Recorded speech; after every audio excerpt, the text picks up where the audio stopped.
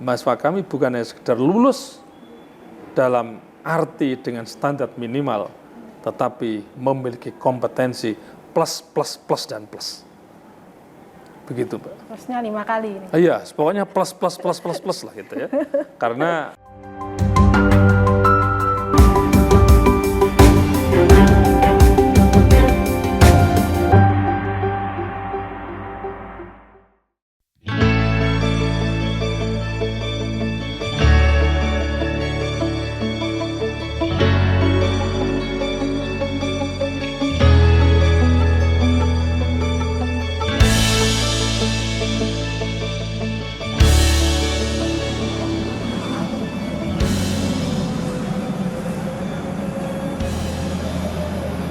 Pemirsa Harian Surya dan Tribuners, kembali bersama saya Hesti Krisanti. Kali ini saya berada di gedung dan di kampus yang salah satu kampus swasta terbesar di Kota Malang, yakni Universitas Islam Malang. Di sini saya akan melakukan wawancara eksklusif dengan rektor kampus tersebut, Profesor Maskuri Bakri. Ikuti perbincangan saya dengan beliau.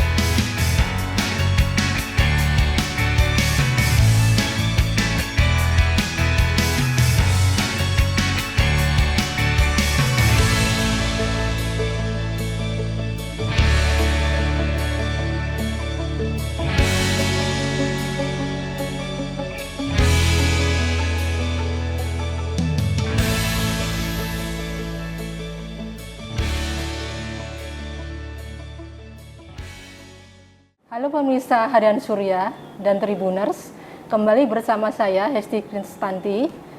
Kali ini saya berada di kampus Universitas Islam Malang, atau kita mengenalnya Unisma.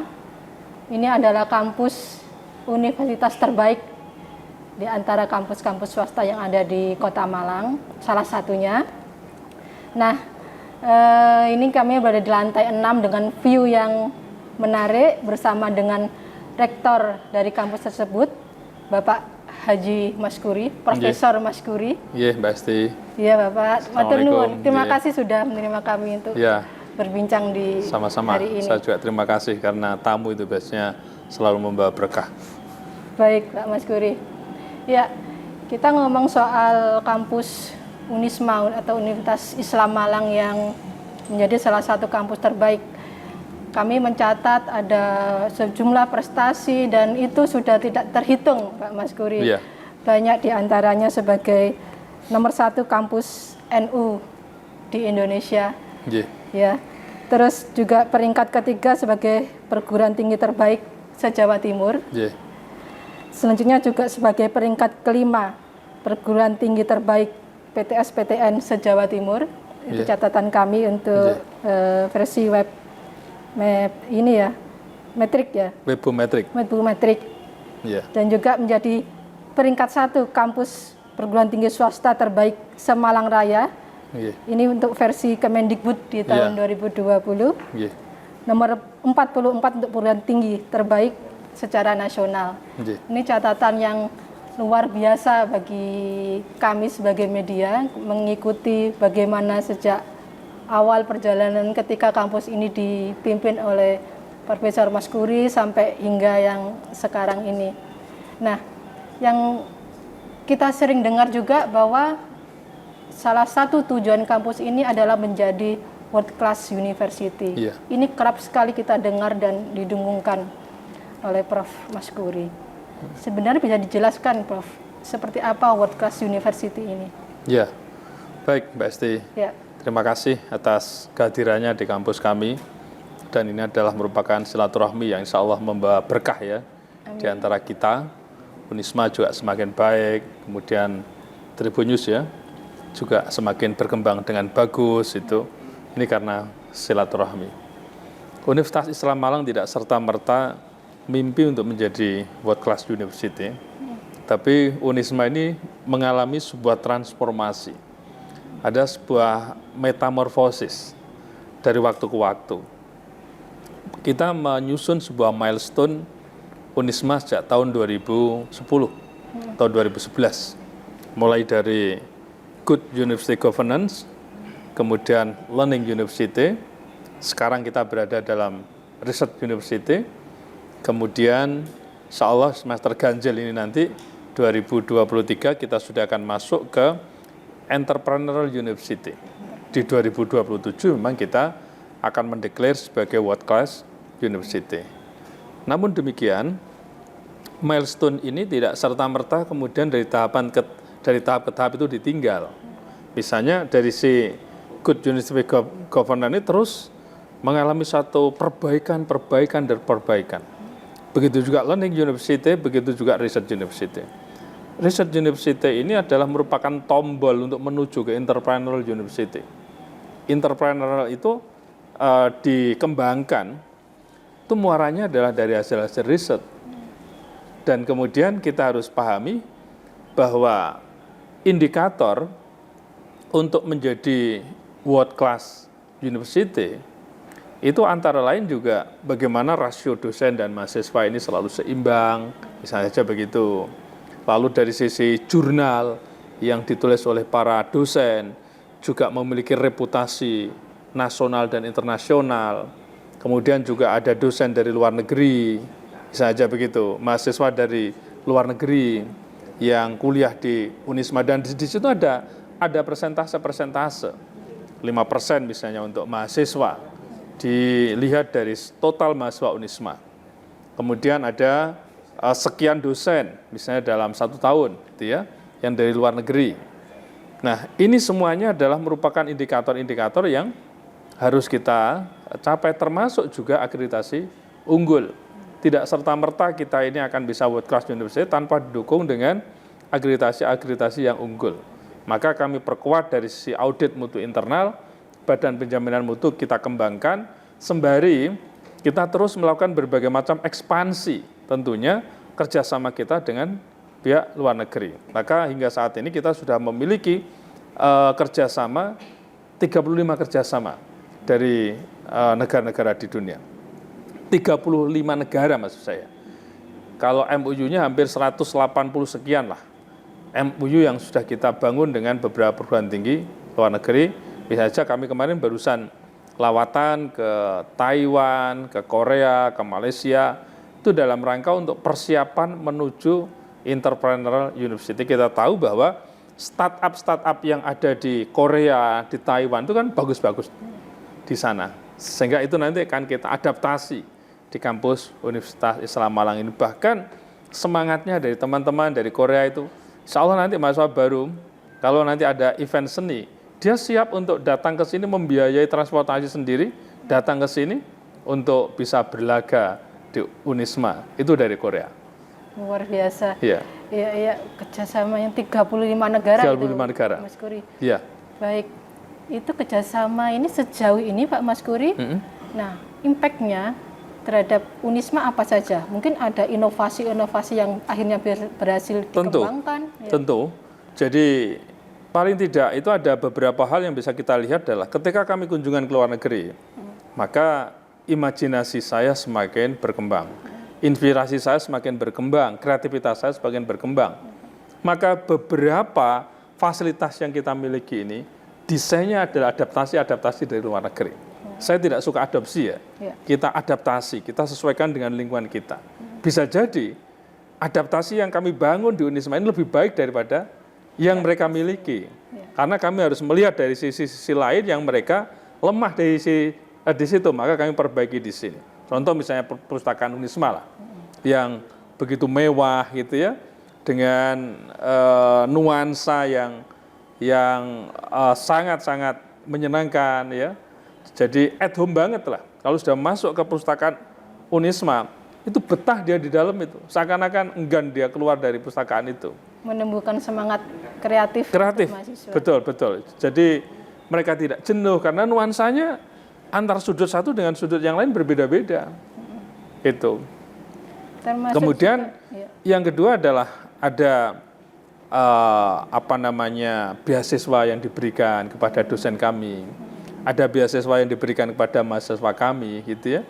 Jadi kami kemarin ditantang oleh Sinchon University Taiwan, 60 mahasiswa dibiaya itu untuk magang di sana 1 tahun. Bahkan dosen-dosen di sana memiliki perusahaan, dia pun juga siap untuk menerima nanti kalau sudah lulus di perusahaan yang dia miliki.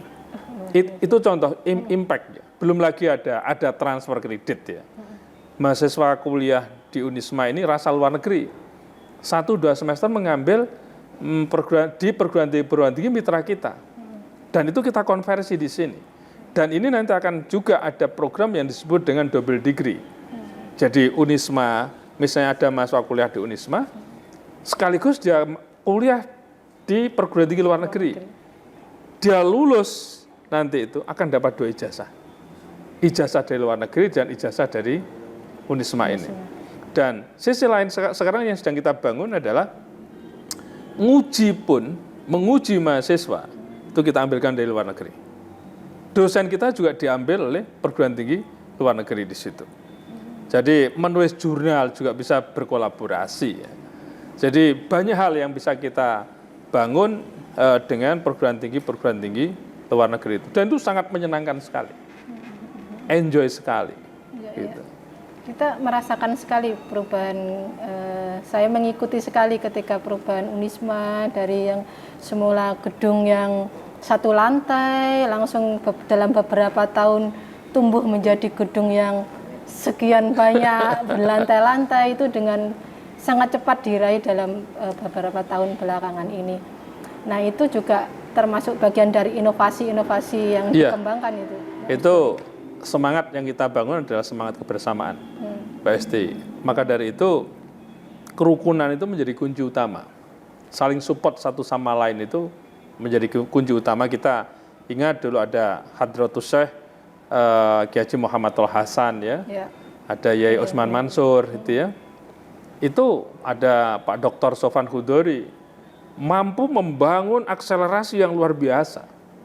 Cara mensupport kami pada saat itu adalah, Pak Rektor punya program apa ini? Tahun ini. Beliau tahu.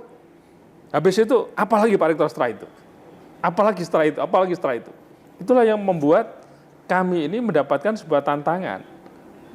Dan alhamdulillah karena kebersamaan yang kita bangun dengan para wakil rektor, para dekan, ketua lembaga, kepala unit, dosen, dan mahasiswa itu yang menjadi bagian yang tidak terpisahkan. Maka menurut saya, kunci sebuah lembaga perguruan tinggi itu ingin maju dan berkembang adalah kekompakan, kebersamaan, juga, ya. Kerukunan.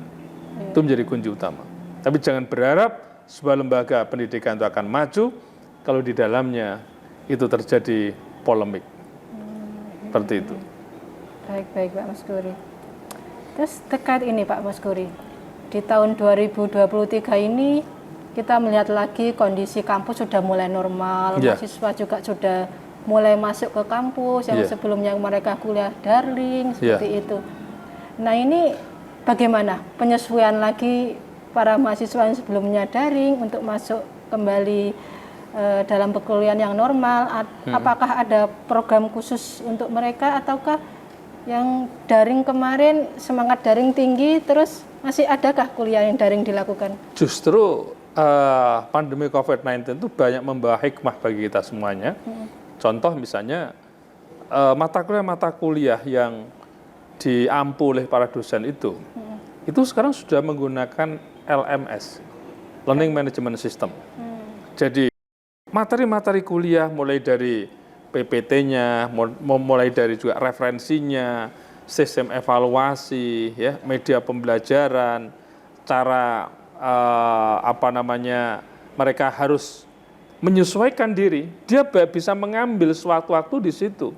Materi-materi kuliahnya itu ada kurang lebih hampir 900 mata kuliah dari 1.300-an yang sudah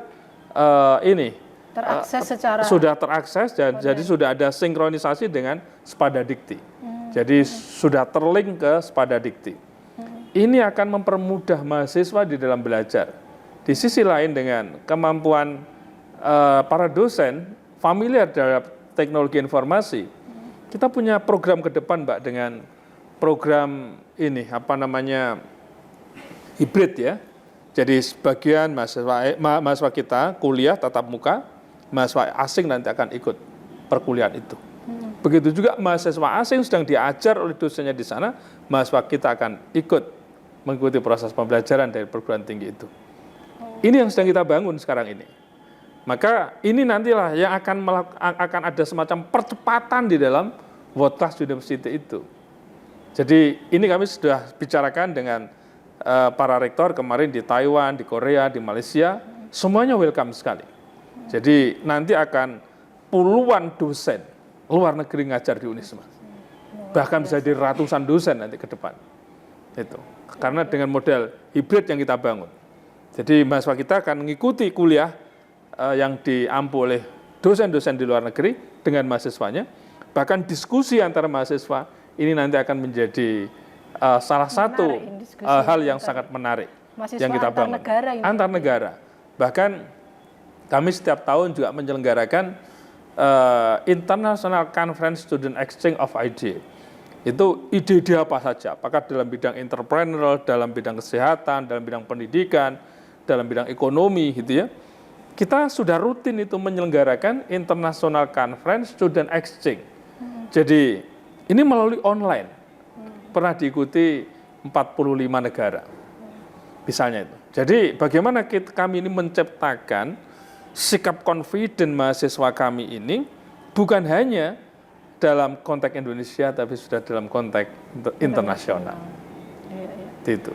Luar biasa, justru pandemi membawa berkah untuk bisa melakukan percepatan pembelajaran secara hibrid seperti jadi itu, Pak Mas Guri. Menurut saya berbagai macam kendala itu jangan dianggap sebagai sebuah kendala, tetapi justru membawa hikmah ketika kita mampu memanagenya dengan bagus. Iya. Baik Pak Mas Guri. Terus selanjutnya terkait ini Pak Mas Guri, program Merdeka Belajar Kampus Merdeka. Iya. Ini kalau di Unisma penerapannya akan seperti apa? Atau sudah berjalan sejak berapa lama ini? Mbak Esti, Merdeka Belajar Kampus Merdeka itu sesungguhnya adalah sebuah program yang hadir kemudian. Universitas Islam Malang itu sudah menyelenggarakan Merdeka Belajar Kampus Merdeka sebelum konsep itu digulirkan. Jadi mahasiswa kami sudah magang di perusahaan-perusahaan dengan bersertifikat misalnya saja. Jadi magang bersertifikat di BUMN, di BUMS, bersertifikat. Bahkan ada di antara mahasiswa kami yang langsung ditarik di situ. Jadi belum dia lulus saja udah langsung ditarik. Itu ratusan yang sudah kita lakukan. Termasuk juga mahasiswa kami, karena ini adalah Merdeka Belajar Merdeka itu diantaranya juga pertukaran pelajar dan sebagainya ya. Dengan kampus lain di... Bukan sekedar kampus di Indonesia. Kita dengan luar negeri, dengan Thailand, dengan Singapura, dengan Malaysia, dengan Brunei, sudah kita lakukan. Paling nggak yang deket-deket ini, sudah kita lakukan. Maka ratusan mahasiswa kami tiap tahun itu ke luar negeri untuk mengambil program-program, misalnya saja ada kandidat sarjana mengabdi. Di Unisma sekarang sudah tidak ada istilah KKN, Pak. Yang ada adalah kandidat sarjana mengabdi. Itu istilah yang kita ciptakan sendiri di sini. Tapi semangatnya adalah semangat bagaimana mereka sudah memiliki satu apa istilahnya panggilan kandidat, gitu ya. Jadi status kandidat itu kan tidak kemudian dia sembrono di situ itu. Dia sudah memegang satu tiket sebagai kandidat di situ. Maka ada yang praktek mengajar di luar negeri, kemudian ada yang juga PKL di luar negeri, menulis skripsi di luar negeri, menulis tesis di luar negeri, bahkan adanya satu diskus antara mahasiswa Unisma dengan mahasiswa luar negeri ketika di luar negeri. Itu, menulis jurnal bersama, itu yang kita lakukan. Maka inilah yang tadi saya katakan bahwa bagaimana kami menciptakan sikap confident mahasiswa Unisma itu bukan semata-mata untuk hebatnya di lokal dan di nasional, tapi juga menjadi hebat pada tingkat internasional. Jadi semakin confidence-nya tinggi, maka disinilah posisi Unisma juga akan semakin memiliki reputasi yang sangat tinggi. Ya, luar biasa. Mengawali Merdeka Belajar sebelum itu program itu dicanangkan oleh pemerintah. Betul sekali. Apalagi dengan program yang dicanangkan oleh pemerintah ini semakin mencuat, semakin melejit program-program yang kita lakukan. Apalagi kami kemarin barusan saja menandatangani program ini, jadi magang bersertifikat. Jadi ada ini dosen praktisi mengajar. Jadi dari perusahaan-perusahaan itu nanti akan mengajar di Unisma. Jadi ini menjadi bagian yang tidak terpisahkan dan dosen kami sudah kami pesani harus punya sikap inklusif bersama-sama dengan mereka-mereka yang sudah expert karena mereka adalah pengusaha, kemudian dia mengajar di kampus kita ini. Lebih dari 65 orang yang masuk dalam mengajar praktisi mengajar di Unisma ini nanti. Seperti itu.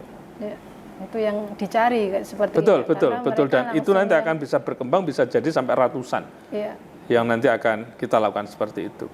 Lalu kita sedang mempersiapkan perpustakaan laboratorium yang nanti akan menghasilkan sebuah produk-produk.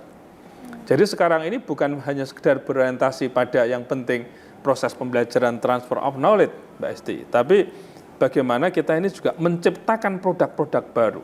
Maka salah satu indikator terutama untuk masuk ke world class university adalah perguruan tinggi itu sudah punya produk apa. Gitu. Jadi bisa saja di Unisma ini yang sudah jelas adalah ada obat-obatan ya, ada pupuk, kemudian ada sari buah misalnya, ada keripik nangka, keripik pisang, bermacam-macam, ada juga batik Unisma ya. Jadi ini nanti akan kita jadikan embrio untuk mendirikan perusahaan-perusahaan. Jadi ini sedang Unisma ada nanti akan punya perusahaan-perusahaan betul. Yang tentu nanti bersama-sama dengan yayasan. Mahasiswa juga. Ya, nanti mahasiswa ini dia akan banyak terlibat karena dia nanti langsung mendapatkan pengalaman yang nyata. Begitu. Itu bagian dari pengembangan kampus yang tidak hanya berada di Kota Malang, tapi kan juga ada di Kabupaten Malang ini. Betul, ya, betul. Ya. Bahkan bisa jadi ke depan itu nanti juga kampus Unisma tidak hanya di Unisma, tapi juga ada di luar negeri. Karena kita sudah menuju ke world class university itu. Seperti itu, Mbak. Jadi mimpi kita harus yang tinggi sekalian, jangan mimpi yang kecil-kecil menurut saya. Bahkan saat ini sedang kami petakan bagaimana startup itu nanti akan bisa bermunculan di kampus kita ini. Jadi tidak ada mahasiswa yang kelewatan. Semua dia harus mengambil program startup. Dan kita sudah punya juga lembaga-lembaga strategis, misalnya unit kegiatan mahasiswa untuk entrepreneur generasi emas. Bisa saja begitu. Karena program-program yang kami ciptakan di Unisma ini adalah program-program out of the box, itu banyak sekali. Kami tidak suka dengan zona nyaman, Mbak Esti, tapi kami selalu bagaimana inovasi tanpa henti yang didengungkan oleh Yamaha itu sesungguhnya juga milik Unisma. Jadi kita ini ingin bagaimana setiap hari itu melakukan berbagai macam percepatan untuk perubahan. Jadi kita punya rumah kreatif mahasiswa, kita punya rumah budaya dan peradaban ya, kita punya kelas profesional, punya kelas branding, kemudian ada entrepreneur generasi emas, ada OPOP Akademi Unisma. Nanti akan muncul lagi yang tadi saya sebut sebagai startup. Nanti ada startup kuliner, ada startup bermacam-macam lah ya. Ini nanti akan tergantung kepada mahasiswa ini mau milih startup apa. Kami akan hadirkan tenaga expert, lakukan pendampingan, langsung kita cunkan dengan perusahaan-perusahaan yang ada di Indonesia maupun di luar negeri. Itu yang membuat lulusan Unisma bisa langsung ditangkap oleh dunia kerja kan? Kira-kira begitu, dan kami optimis sekali untuk bisa menciptakan mahasiswa-mahasiswa yang memiliki wawasan yang jauh ke depan, memiliki jiwa entrepreneur, bahkan dia akan bisa mengubah Indonesia, bahkan dunia. Ya, luar biasa. Itu impian-impian kita untuk melakukan berbagai macam lompatan-lompatan itu. Dan bahkan kami selalu berdoa mahasiswa Unisma ini keluar dari Unisma adalah menjadi orang-orang kaya. Dengan kekayaannya itulah dia akan bisa mengubah Indonesia dan dunia. Baik, ini berarti di tahun 2023, kampus-kampus swasta, sejumlah kampus swasta sudah mulai membuka penerimaan mahasiswa baru. Iya, betul. Nah, ini tentunya input-input yang diharapkan tentunya input-input yang sesuai standar dengan Unisma. Iya. Betul. Nah, ini seperti apa nih calon-calon mahasiswa Unisma dalam istilah penyaringan. Ya. Penyaringan yang dilakukan oleh Unisma ini, Pak Muskuri. Kita kerjasama dengan lembaga-lembaga pendidikan yang memiliki kualitas tinggi ya, di Indonesia ini, di lembaga-lembaga pendidikan tingkat SLTA, termasuk juga di luar negeri. Tentu kita melalui sebuah seleksi, dan seleksi itu juga kita lakukan digitalisasi semuanya. Jadi dia tidak lagi seleksi datang ke kampus. Enggak. Dia sudah bisa mengisi aplikasi dari situ. Mengisi aplikasi dari situ, dia diterima atau tidak itu nanti akan langsung bisa dilihat dari situ. Seperti itu. Lalu kemudian bahkan kita mengikuti program OSC. Kita selalu memberikan program ya, memberikan beasiswa kerjasama dengan Metro TV. Gitu ya. Dengan Metro TV. Dan biasanya yang ikut daftar di Metro TV itu mencapai 3 sampai 5 ribu. Sedangkan yang kita terima hanya 20 orang. Bisa saja begitu ya. Saingannya sangat ketat sekali. Ya. Jadi itu contoh bahwa kita untuk bisa menarik input-input yang bagus. Lalu kita juga punya program yang disebut dengan program prestasi mahasiswa.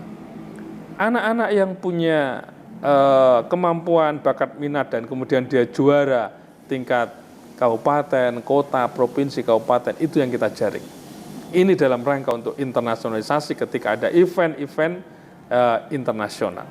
Maka stok-stok kami harus siap semuanya lah. Ibaratnya ketika kita perang itu seluruh komponen kita siapkan. Sudah punya pelurunya. Sudah punya pelurunya. Ini betul sekali. Ya. Tahun ini penerimaan mahasiswa baru meningkat atau seperti tahun lalu? Ada peningkatan yang cukup signifikan juga. Jadi ya kurang lebih sekitar 20%-an yang daftar dari tahun yang lalu dengan tanggal yang sama. Karena kita ini ada gelombang 1, gelombang 2, gelombang 3 ya. Baik. Itu dengan tanggal yang sama mengalami satu kenaikan kurang lebih sekitar 20%. Iya. Prodi-prodi yang masih menjadi unggulan di Unisma ini? Tentu fakultas kedokteran ya, masih 1:6, 1:7 masih itu ya. Dan kita di fakultas kedokteran itu begitu ketat karena bagi kami adalah quality menjadi tujuan utama, sehingga 2 tahun terakhir fakultas kedokteran Unisma menjadi terbaik tingkat nasional untuk Pisteker UKM PPD. Luar biasa. Tingkat nasional. Negeri dan swasta. Negeri dan swasta. Iya, tingkat nasional. Ya. Itu yang termasuk juga ketika dokter lulus harus ada sumpah tersendiri yang berbeda dengan sumpah-sumpah yang dilakukan oleh dokter umumnya. Betul. Ada baiat semacam itu. Soalnya kami sudah bertekad bahwa masuk di Fakultas Kedokteran Unisma itu hanya ada satu pintu. Pintunya hanya pintu depan. Nggak ada pintu kanan, kiri maupun belakang. Begitu ya. Jadi kami sering didatangi oleh tokoh-tokoh nasional di Unisma ini yang kemudian keponakannya, anaknya mau masuk, saya selalu mengatakan, mari kita berdoa bersama. Ya, seperti itu. Kalau misalnya anaknya masuk, ya kemampuan dia sendiri, bukan karena saya, gitu ya. Bahkan kalau misalnya saja ada di antara mereka yang mengatakan, ini Pak Rektor, nanti kami akan tasakuran. Iya, nanti tasakurannya bukan ke saya dan bukan ke lembaga ini, tapi ke Masjid Unisma. Gitu. Itu saya berikan contoh begitu. Jadi insya Allah kita tidak tergoda hal yang seperti itu. Ya, untuk menjaga kualitas. Menjaga kualitas, ya. Selain kedokteran mungkin ada juga Pak? Ada fakultas ekonomi dan bisnis, ada fakultas pendidikan ya, fakultas hukum, hampir rata-rata. Bahkan fakultas pertanian peternakan yang dulu mengalami satu kemerosotan, sekarang itu 3-4 kelas. Gitu ya. Jadi masih di atas 100 dalam satu angkatan itu. Ada yang 200, 300 itu. Jadi rata-rata penerimaan mahasiswa baru kita ini merata satu sama lain. Gitu. Baik. Termasuk yang pengembangan kampus yang berada di Kepanjen. Ya. Ini dikhususkan untuk prodi pertanian atau gimana? Di Kebon Agung. Agrokompleks. Iya, itulah yang tadi saya katakan. Kami siapkan laboratorium, termasuk yang di Kebon Agung itu ada laboratorium, kemudian di Jinggelong juga ada laboratorium, di Karangploso juga ada laboratorium. Jadi ada kurang lebih sekitar 75 hektaran lah di Karangploso itu untuk laboratorium. detailnya apa itu Pak Mas Guri? Laboratorium untuk agrokompleks. Ya, untuk pertanian, peternakan, teknik, kedokteran ya. Kemudian ada MIPA itu, ada ekonomi, karena kalau yang di Karangploso itu kita sudah punya modal hampir 5 hektar kebun kopi. Dan hasil dari pertanian kopi itu langsung kita olah menjadi produksi kopi yang bisa langsung dijual. Berarti Unisma mempunyai ini sendiri badan lembaga ya, untuk kita bisa mengolah sudah kopi punya mesinnya sendiri, punya tenaganya sendiri, bahkan ada di antara dosen Unisma pun juga sudah memiliki perusahaan mesin. Jadi saling berkolaborasi antara mahasiswa juga dosen untuk bisa memproduksi. Jadi dosen Unisma itu yang memiliki satu kemampuan untuk memproduksi mesin itu bahkan dipesan oleh perguruan tinggi negeri. Teknologinya itu. Teknologinya. Iya. Ya. Itu luar biasa, ini bisa banyak sekali gitu kan lini-lini yang bisa dikembangkan oleh dosen juga. Kuncinya oleh semangat Mbak Esti. Selalu semangat. Selalu semangat. Iya.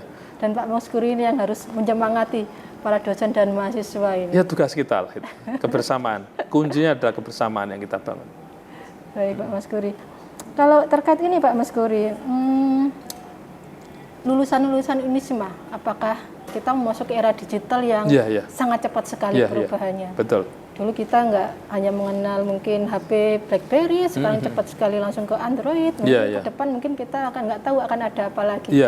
Termasuk juga dalam dunia news, mungkin pemberitaan kita juga sudah banyak sekali maju di digital. Ini bagaimana menyiapkan para lulusan-lulusan Unisma yang juga sudah siap untuk menghadapi era digital ke depannya? Jadi persoalan kemampuan digitalisasi itu menjadi program strategis kita di seluruh fakultas di lingkungan Universitas Islam Malang, termasuk ada istilah kelas branding, kelas profesional. Itu sungguhnya juga memberikan sebuah keterampilan dan kesempatan kepada mahasiswa untuk melakukan benchmark terhadap bidang-bidang teknologi informasi itu. Dan kita punya laboratorium tersendiri.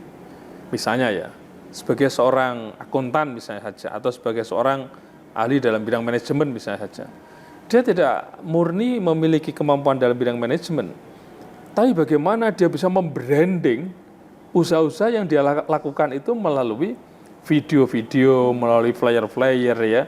Nah, itu yang sedang kita berikan materi-materi tambahan itu kepada mahasiswa kami. Maka mimpi kami adalah mahasiswa kami bukan hanya sekedar lulus dalam arti dengan standar minimal, tetapi memiliki kompetensi plus, plus, plus, dan plus. Begitu, Pak. Plusnya 5 kali. Iya, pokoknya plus, plus, plus, plus, plus lah gitu ya. Karena UKM, unit kegiatan mahasiswa juga kita kembangkan ya. Dan seluruh unsur lah bergerak. Maka hiruk pikuknya di kampus kita ini setiap hari nampak sekali. Ruang-ruang pertemuan itu penuh semua, setiap hari. Ruang-ruang pertemuan itu. Ya, karena atmosfer yang kita bangun di sini adalah atmosfer atau iklim akademik, iklim pengembangan bakat minat, iklim cinta tanah air ya, iklim intelektualitas itu yang kita bangun. Iklim kerjasama. Maka mahasiswa-mahasiswa kami pun kita dorong untuk membangun kerjasama dengan pihak-pihak luar, termasuk luar negeri. Gitu. Ya.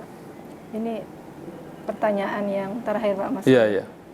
Tentunya untuk mencapai World Class University ini tidak mudah.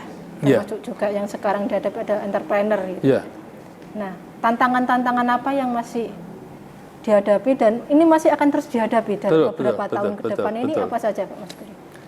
Salah satunya adalah kesiapan SDM, terutama di dalam penguasaan bahasa. Itu yang menjadi tantangan kami. Tapi sekarang ini sudah kami petakan sedemikian rupa, Mbak. Jadi bahkan beberapa fakultas sekarang sudah membuka kelas internasional. Sekarang ini. Jadi diikuti oleh mahasiswa dari luar negeri, dari dosen dari luar negeri, gitu ya. Sekarang sudah kita kelompok-kelompokkan. Yang memiliki kemampuan bahasa Inggris kita kelompokkan jadi satu. Yang memiliki kemampuan bahasa Arab kita kelompokkan jadi satu. yang memiliki kemampuan dalam bahasa Cina misalnya dan sebagainya. Kita identifikasi secara keseluruhan. Setelah itu kita petakan sesuai dengan bidangnya masing-masing. Maka kita sudah langsung tune dengan perguruan tinggi asing itu sesuai dengan peminatan dan sekaligus kemampuan dari si bahasa. Jadi langkah-langkah kami bukan sekedar sporadis, tetapi kita lakukan secara sistematis dan insya Allah sustainable. Seperti itu, Mbak. Dalam faktor bahasa ini. Iya, jadi tetapi di Unisma ini sedang dibangun satu pembelajaran bahasa Inggris sekarang, setiap hari Rabu, baik dosen maupun mahasiswa. Bahkan mahasiswa itu kami punya program yang disebut dengan One Student for 20 Student. Satu mahasiswa bahasa Inggris untuk bisa membisahkan mahasiswa yang non bahasa Inggris 20 orang. Ini yang sedang kita kembangkan. Bisa jadi di perguruan tinggi lain belum ada itu. Begitu juga para pimpinan, para dosen, juga kita ada program yang disebut dengan Tea Time English. Jadi itu sambil minum teh, minum kopi gitu ya, sambil ngobrol-ngobrol bahasa Inggris di situ. Itu yang kita ciptakan. Itu menarik sekali itu. Iya, kalau betul. Bisa yang menarik itu kadang-kala dengan camilannya itu. Itu bikin lama nanti. Yang bikin lama dan di orang situ. juga bisa lebih cepat belajar Ya, karena itulah. camilannya masih banyak, kadang kita ngobrolnya juga makin panjang. Betul. Jadi ngobrolnya ngobrol yang dari bahasa yang sederhana-sederhana, tapi itu nanti menjadi bagian dari ikhtiar kita untuk bisa yang lebih makro lagi. Iya, iya Pak Mas Guri. Baik, untuk ini pesan-pesan. Dan satu hal lagi Mbak, bahwa Ya. kami memang di dalam membawa ke World Class University itu prodi-prodi yang ada di Unisma sekarang ini kita dorong untuk akreditasi internasional. Kita sudah terakreditasi internasional, full accredited dengan ASI in Jerman, dan sekarang ini sudah juga tinggal menunggu hasil dengan FIBA Jerman. Ada 3 program studi yang sudah full accredited 5 tahun untuk internasional. Apa itu? Untuk agribis, kemudian juga agrotek, kemudian juga ilmu peternakan. Nah, kemudian ada 7 yang sekarang ini sedang menunggu pengumuman hasil asesmen lapang. Jadi kita akan menunggu hasilnya. Ada 7 program studi. Ada akuntansi, manajemen, administrasi negara, ya. Kemudian juga bahasa Indonesia S1 dan S2. Kemudian juga ada bahasa Inggris, gitu ya. Ada ilmu hukum. Itu yang sekarang sedang kita tunggu hasilnya. Terus nanti akan kita dorong lagi untuk yang MIPA, untuk kedokteran, ya, untuk profesi dokter, ini nanti akan kita dorong akreditasi semuanya internasional. Betul, karena selisih pembiayaan antara akreditasi nasional dan internasional tidak terlalu banyak. Baik. Ini yang terakhir, tadi sudah terakhir, ini paling akhir. Iya. Kadang mahasiswa masuk ini di isu-isu terkait UKT, uang kuliah tunggal, uang SPP, itu kerap kali ada yang mengalami kesulitan. Nah, ini bagaimana Unisma biasanya menyelesaikan masalah terkait hal-hal tersebut, Pak Mas? Iya. Kalau UKT di Unisma itu UKT tunggal ya. Untuk yang non kedokteran ya, sama semuanya. DPP-nya juga kita sesuaikan dengan posisi program studinya masing-masing. Ada yang unggul, baik sekali misalnya saja, itu kita sesuaikan juga dengan peminatannya itu. Nah, bagi mahasiswa yang dia punya prestasi bagus, ya nanti akan dapat beasiswa. Yang punya prestasi bagus. Tapi bagi mereka yang misalnya saja ya dia ikut program reguler dan sebagainya, ya nanti bisa mengusulkan dan ibaratnya mohon penundaan pembiayaan dan sebagainya, itu bisa dilakukan. Jadi tidak kaku, tidak. Jadi fleksibilitas yang kita bangun itu dengan masyarakat, seperti itu. Baik, Mas Guri. Itu yang menjadi salah satu momok di sejumlah kampus ya terkait penyelesaian masalah-masalah. Jadi bagi kami adalah tidak ada masalah yang tidak bisa terselesaikan selama itu dilakukan dengan komunikasi yang baik. Baik, ya. Terima kasih Pak Mas Guri, sudah Sama-sama. penjelasannya sangat panjang lebar. Baik pemirsa Harian Surya dan Tribuners, demikian perbincangan saya dengan Rektor Unisma, Profesor Mas Guri, terkait dengan informasi seputar kampus Unisma. Demikian, terima kasih.